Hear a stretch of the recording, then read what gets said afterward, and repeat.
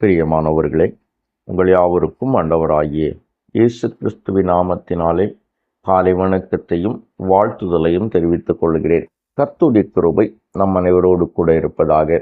இந்த நாளின் காலை வேளையிலும் கர்த்தர் நமக்கு தருகிற வேத வார்த்தை செப்பனியா தீர்க்கதரிசியின் புஸ்தகம் 3வது அதிகாரம் 17வது வசனம் இவ்விதமாய் சொல்லுகிறது. உன் தேவனாகிய கர்த்தர் உன் நடுவில் இருக்கிறார். அவர் வல்லமை உள்ளவர். அவர் ரட்சிப்பார். அவர் உன் பேரில் சந்தோஷமாய் மகிழ்ந்து தம்முடைய அன்பின் நிமித்தம் அமர்ந்திருப்பார். அவர் உன் பேரில் கம்பீரமாய் களி கூறுவார் என்று சொல்லி வேதம் நமக்கு கூறுகிறது. எனக்கு அருமையானவர்களே, இந்த காலை வேளையிலே நான் உங்களோடு கூட விதமாய் பேச விரும்புகிறேன். உன் தேவனாகிய கர்த்தர் உன் நடுவில் இருக்கிறார். அவர் வல்லமை உள்ளவர். அவர் ரட்சிப்பார். என்னை கேட்டுக்கொண்டிருக்கிற என் அன்பு தேவனுடைய பிள்ளைகளே, நம்முடைய ஆண்டவர் அவர் ரட்சிக்க வல்லமை உள்ளவர். அவர் தம்முடைய பிள்ளைகள் சுகமாய் வாழ வேண்டும். தன்னுடைய பிள்ளைகள் அவர்கள் எந்தவித பயமுறுத்துதலும் இல்லாமல் வாழ வேண்டும் என்று சொல்லி அவர் விரும்புகிறதை நாம் பார்க்க முடிகிறது.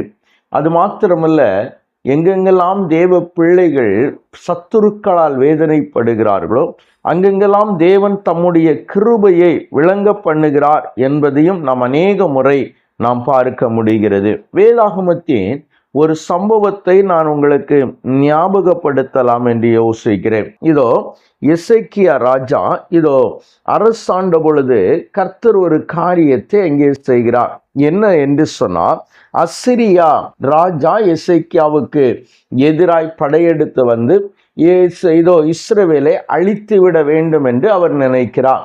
இப்பொழுது அசிரியாவினுடைய படைபலத்தோடு கூட இஸ்ரவேலுடைய படைபலத்தை ஒப்பிடுவோம் என்று சொன்னால் அது மிகுந்த குறைவாயிருக்கிறது.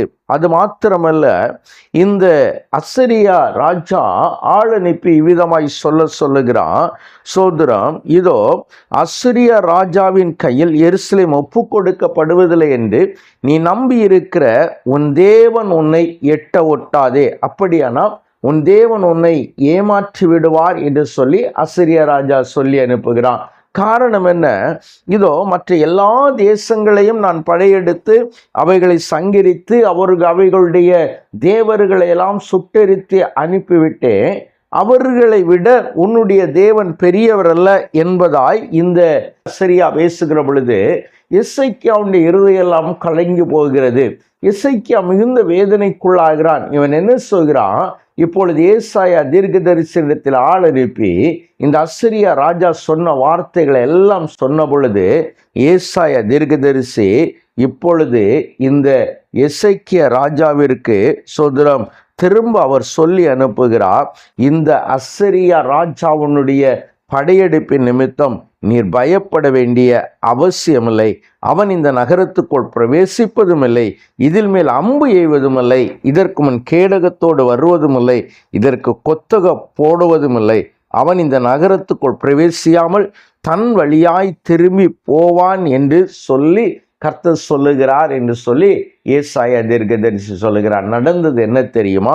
கர்த்தர் அந்த ராத்திரியிலே, இந்த நாளிலே ஏசாயா சோதரம் இந்த அசிரியா ராஜா இந்த பட்டணத்துக்குள் இந்த தேசத்துக்குள் பிரவேசிக்க மாட்டான் என்று சொன்னாரோ, அந்த ராத்திரியிலே கர்த்தருடைய தூதன் ஒருவன் புறப்பட்டு அசிரியரின் பாளையத்தில் 109,000 பேரை சங்கரித்து போட்டான்.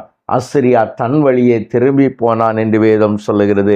பாருங்கள் எனக்கு அருமையானவர்களே, கர்த்தர் இஸ்ரவேலின் நடுவில் இருந்து புறப்பட்டு அவர்களை ரட்சிப்பதற்காய் அங்கே கர்த்தர் நின்றார். இந்த காலை வேளையில் உங்களுக்கு எதிராய் நிற்கிறவர்களுக்கு விரோதமாய் தேவன் இருக்கிறார். அவர் உங்கள் நடுவில் இருக்கிறார். அவர் வல்லமையுள்ளவர்.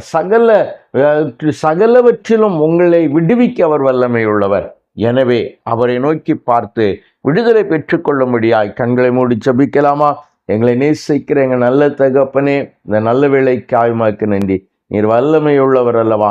நீர் எங்களை ரட்சிக்கிற தேவன் அல்லவா? அந்த கிருபைக்காய் உமக்கு நன்றி. இப்பொழுதும் ஆண்டவரே, எசேக்கியாவை விடுவித்த அதே தேவன் ஆண்டவரே, எங்களுக்கு விரோதமாய் நிற்கிறவைகளிலிருந்து என் ஆண்டவர் எங்களை விடுவித்தருள வேண்டும் என்று ஜெபிக்கிறோம். நிறைவாய் கர்த்தர் நடத்தும், பொறுப்படுத்திக் கொள்ளும். உம்முடைய கிருபையினால் கர்த்தர் முடிசூட்டிக் கொள்ளும். இயேசுவின் நாமத்தில் ஜெபிக்கிறோம் எங்கள் ஜீவனுள்ள நல்ல பிதாவே. ஆமேன், ஆமேன், ஆமேன்.